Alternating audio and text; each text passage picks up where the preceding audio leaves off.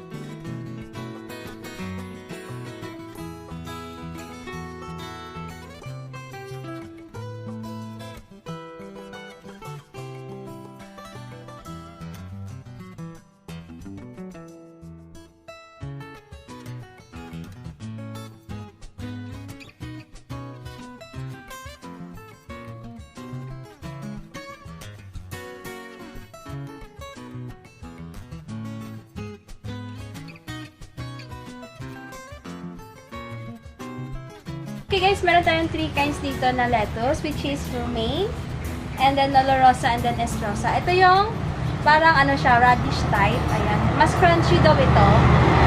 So, ito is romaine. Super nice yung mga dahon niya. Ayan. Ready to eat, and then no spray sila dito. Ayan. Walang halong chemical. So, ito naman is yung Lolo Rosa. Yung parang violet siya na parang nag-aago yung purple. Ayan. Actually, hindi pa talaga to yung ganito kalaki kasi nga, yung iba kasi nabenta na. So, ito yung Lolo Rosa. Ayan. Ayan siya. And then, yung third is yung best seller nila dito, which is Estrosa. Ayun. Actually, hindi pa to, ito yung pinakamalaki ha. May mas malaki pa talaga sila. Ayan. Ito yung Estrosa.